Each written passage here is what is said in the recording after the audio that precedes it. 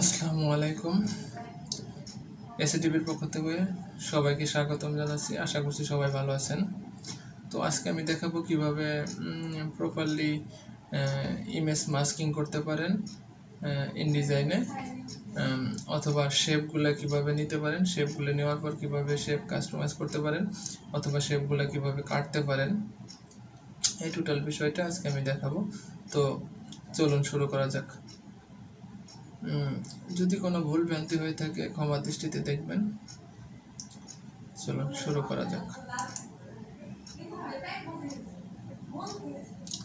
তো আজকে আমি দেখাচ্ছি যে এইভাবে এগুলো আমি আনছিলাম, সাপোজ এগুলো ডিলিট করে দিই। এখন আমাদের যে বিষয় হয়েছে সেটা হলো তো ইলাস্ট্রেটরে সাধারণত প্রথমত কি করতে হতো, প্রথম একটা শেপ সিলেক্ট করলাম। প্রথম এই শেপটা আমি কি করব, ইলাস্ট্রেটরের কথা বলতেছি, যে এই একটা শেপ নিলাম। শেপ নেওয়ার পর কি করব, ইমেজ পরে এখানে ইমেজ আনলাম।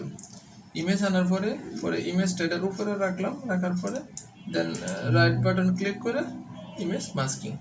তো এটা ছিল ইলাস্ট্রেটরের সিস্টেম। তো এখানে ইনডিজাইনের সিস্টেমটা একটু ডিফারেন্ট। যেরকম সাধারণত আমি এই শেপটা সিলেক্ট করলাম, যে এই শেপের মধ্যে আমি করব, ইমেজটাকে মাস্কিং করব, অথবা ইনপুট করব, অথবা প্লেস করব, যেটাই বলি না কেন। ইমেজ প্লেস করার শর্টকাট হচ্ছে কন্ট্রোল ডি। তো কন্ট্রোল ডি দিয়ে দেখাচ্ছি, কন্ট্রোল ডি, ইমেজ প্লেস। তো সাপোজ আমি এই ইমেজটাই নিলাম। নেওয়ার পরে এখানে ইজিলি মাস্কিং হয়ে গেছে। ইজিলি যে মাস্কিং হয়ে গেছে, তো ইমেজটা মনে হইতেছে শেপের থেকে একটু বড়। তো এটা আমি কিভাবে কাস্টমাইজ করব? এটা কাস্টমাইজ করার জন্য আপনাকে করতে হবে ড্রেগ সিলেকশন টুল দিয়ে এই ইমেজের যে কোনো একটা কর্নার বা যে কোনো একটা অংশে ক্লিক করলে দেখবেন কি যে এই কার্সারটা হাতের মতো হয়ে গেছে। তো যে কোনো একটা কর্নারে আপনি ক্লিক করলেই আপনার কি হবে, ইমেজটা সিলেক্ট হবে। আর একটা সিস্টেম আছে যে আপনি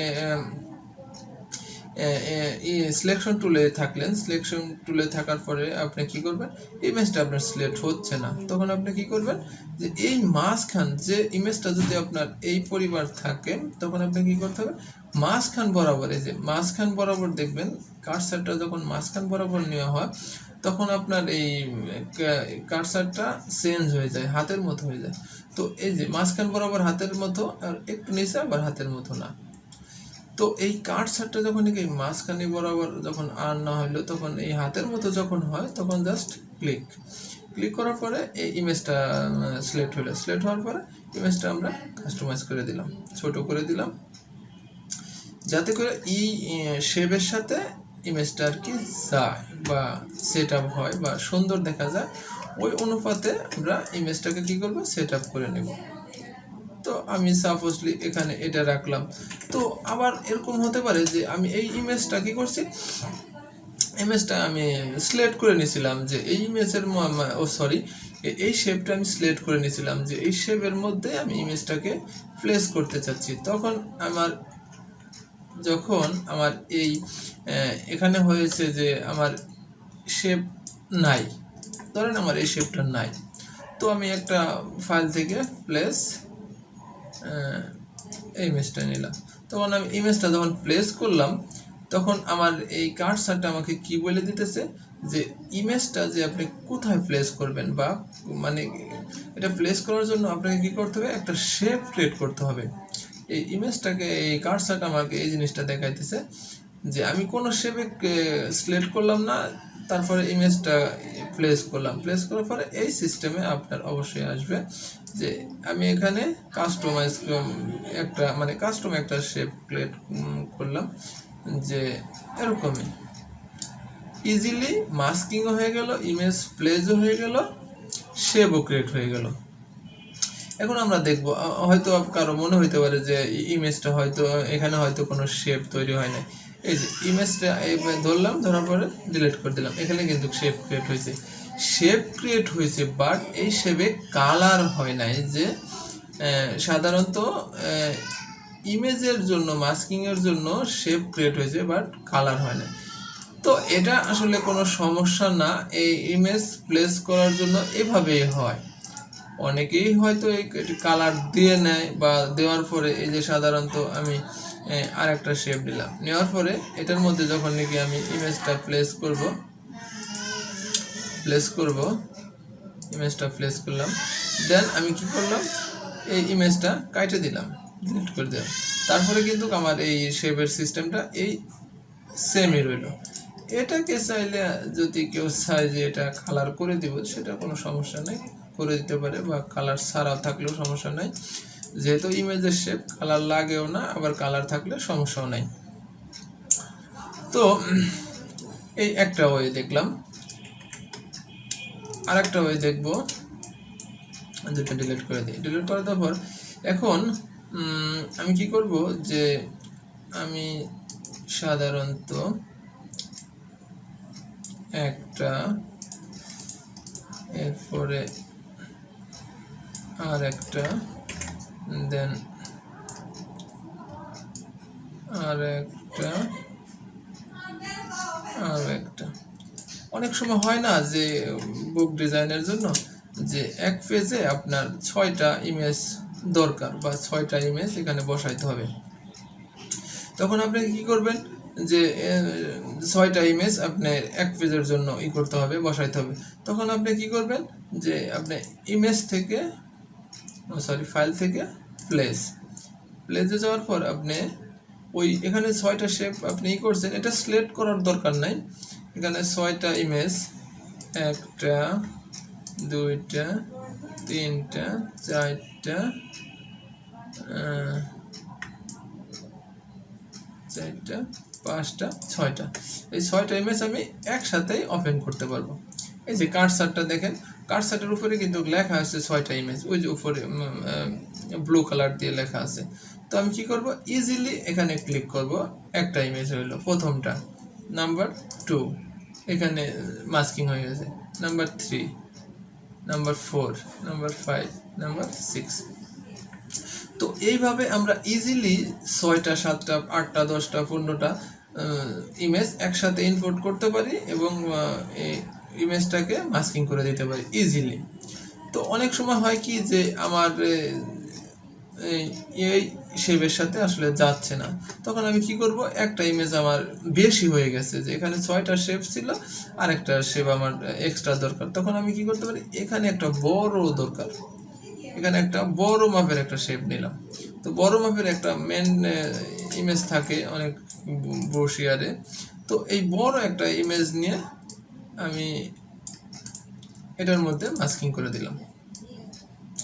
তো দুইটা ওয়ে দেখাইলাম, যে একই সাথে কিভাবে মানে 6টা 7টা 8টা 10টা কিভাবে ইমেজকে প্লেস করা যায়, ওই ইমেজকে কিভাবে মাস্কিং করা যায়। তো আশা করছি ইমেজের বিষয়টা ক্লিয়ার। আমি আরেকটা জিনিস দেখাবো, যে আপনি ইজিলি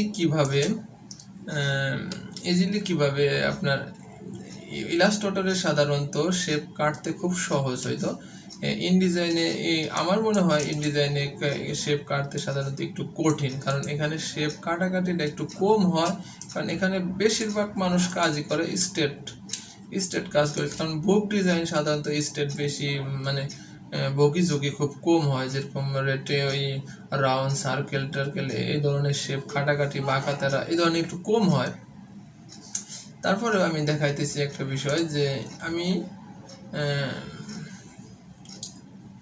এই শেপটা নিলাম, এই শেপটা নেওয়ার পরে আমি কি করব, এটা আমার বাঁকা দরকার, যে 3Dর মতো একটু বাঁকা দরকার। তখন আমি এখানে ইজিলি এই শেপটাকে 3D সিস্টেম করতে পারি, কত ডিগ্রি আমার অ্যাঙ্গেল দরকার। তো এখানে আমি ইজিলি এখানে লিখে দিলে যে আমার কত 20 ডিগ্রি অ্যাঙ্গেল দরকার। তো 20 ডিগ্রি অ্যাঙ্গেল হলে 20 ডিগ্রিতে জাস্ট এন্টার। তো ইজিলি আমার কি হইতেছে, এখানে আমার ইচ্ছা মতো আমি অ্যাঙ্গেল তৈরি করে নিতে পারতেছি, শেপ তৈরি করে নিতে পারতেছি আমার ইচ্ছা মতো। তো এই সিস্টেমটা আমার কাছে মোটামুটি ভালোই লাগছে, কারণ এই শেপ অ্যাকুরেটভাবে তৈরি করতে গেলে একটু কষ্টই হয়। সাধারণত এই কোণা দেখা যায় একটু বড় হয়ে গেছে, বা এই কোণা একটু ছোট হয়ে গেছে, একটু এদিক সেদিক হয় সাধারণত। আর এখানে একটা জিনিস যে একদম অ্যাকুরেটলি এই দিকটা এদিকে যেরকম 20 ডিগ্রি অ্যাঙ্গেল হয়েছে, এই দিকটা এদিক ঠিক 20 ডিগ্রি অ্যাঙ্গেল হইতেছে। এই জিনিসটা আমরা এই যে এখানে দেখলে বুঝতে পারবো, এই একদম অ্যাকুরেট। তো এটার কালারটা একটু চেঞ্জ করে দেখি, কালারটা একটু চেঞ্জ করে দেখলাম।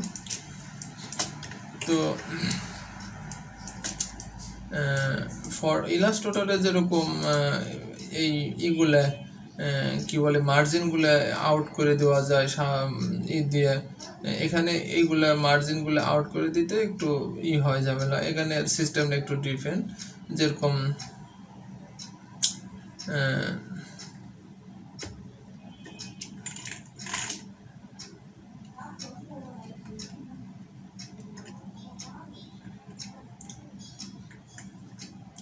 কন্ট্রোল এইচ দিলে এই সিলেকশনটা থাকবে, কন্ট্রোল এইচ দ্বিতীয়বার দিলে সিলেকশনটা আউট হয়ে যাবে। যেরকম ধরেন এই যে এখানে যে ইমেজটা যে আমি মাস্কিং করছি, এখানে দেখা যাচ্ছে, এটা যে কোনো মানুষ দেখলেই বুঝবে যে ইমেজটা মাস্কিং করা হয়েছে। তো এটা মানে বোঝার ক্ষেত্রে। আর যদি কেউ না চায় যে না আমার চতুর সাইডে এই যে আমি যে একটা শেপ নিয়েছি, এই শেপের পাশে দাগটা দেখা যাতে যেটা দেখতে খারাপ দেখা যায় অথবা এটা আনইজি ফিল করি, তো কন্ট্রোল এইচ চাপলে এটা চলে যাবে, আবার কন্ট্রোল এইচ চাপলে চলে আসবে। তো এটা দেখলাম। তারপরে দেখবো আমরা কিভাবে শেপ কাস্টমাইজ করতে পারি, কাটতে পারি। এই শেপটা আমি নিলাম, নেওয়ার পর উইন্ডো মেনু থেকে অফসেট অ্যান্ড লেয়ার থেকে পাথফাইন্ডারে যাওয়ার পরে আমি চাচ্ছি যে এই শেপটা এই কর্নারে এতটুক আমার অ্যাডজাস্ট মানে অ্যাড করার দরকার। তো সেম এতটুক আমার অ্যাড দরকার, তখন আমি কি করব, এতটুক শেপ নিয়ে নিলাম। নেওয়ার পরে দুইটা শেপ একসাথে সিলেক্ট করার পরে এই বারটায় ক্লিক করব, অ্যাডে ক্লিক করলে আমার এই টোটাল একটা শেপ হয়ে গেল। আবার আরেকটা সিস্টেম আছে যে আমার এখান থেকে ঠিক এতটুক দরকার নাই, এই কর্নার থেকে এতটুকু আমার শেপ দরকার নাই, এটা হলো কাটিং এর সিস্টেম। এতটুক শেপ আমার কি দরকার নাই, তখন আমি কি করব, এই দুইটা শেপ সিলেক্ট করার পরে জাস্ট দ্বিতীয় নাম্বার এটা প্রেস করতে হবে। প্রেস করলে আমার এতটুক শেপ, এটা কিন্তু একদম ইজিলি নিখুঁত, একদম এখান থেকে এখানে স্ট্রেট, একদম স্ট্রেট, কোনো নাই, বাঁকাতেরা নাই। এটা অনেক ক্ষেত্রেই হতে পারে যে এই শেপগুলো পেন টুল দিয়ে করতে গেলে একটু বাঁকাতেরা বা একটু এদিক সেদিক হয়ে যেতে পারে। তো এই সিস্টেমটা আমার কাছে মোটামুটি ভালোই লাগছে, যে অনেক সময় হয় যে এই কোনো একটু কাটিংয়ের দরকার, তো ওই স্ট্রেট ইটা দিয়ে এইভাবে কাটিং করতে দুইবার সময় নেয়।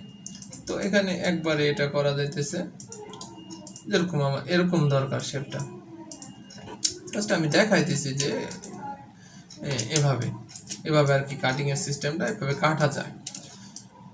তো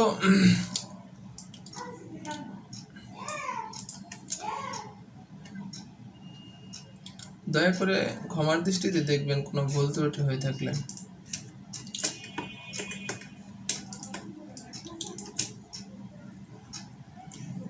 তারপরে এখানে আরেকটা জিনিস আছে যে কিভাবে আপনি এই সার্কেলটা, এই রেক্টেঙ্গুলার টুলটা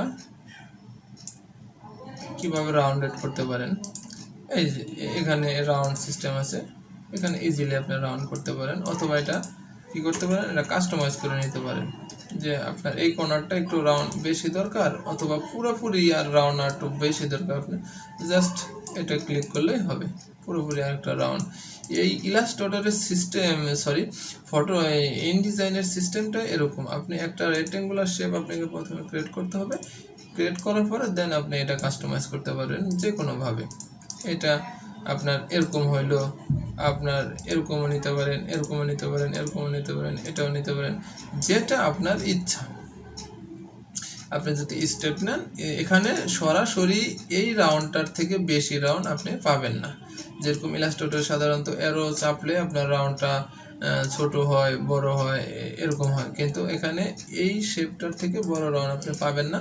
এটা যদি আপনি বড় করতে যান তাহলে আপনাকে অবশ্যই এটা কাস্টমাইজ করতে হবে এইভাবে, যে এই হলুদ বারটাকে ক্লিক করতে হবে, ক্লিক করার পরে জাস্ট এটাকে টেনে একটু এদিক নিতে হবে। বড় করলে বড় এদিকে নিতে হবে, আর ছোট করলে বড় করলে বামের দিকে নিতে হবে, আর যদি ছোট করতে চান তাহলে ডাইনের দিকে নিতে হবে।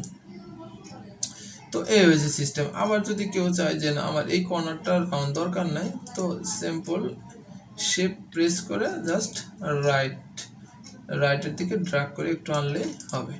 তো এই কর্নারটা আমার স্ট্রেট দরকার, তো এটা ইজিলি সম্ভব। তো আজকে এই বিষয়টাই দেখালাম। আশা করছি ভিডিওটা ভালো লাগবে, আর ভিডিওটা ভালো লাগলে অবশ্যই একটু লাইক, কমেন্ট, শেয়ার করবেন।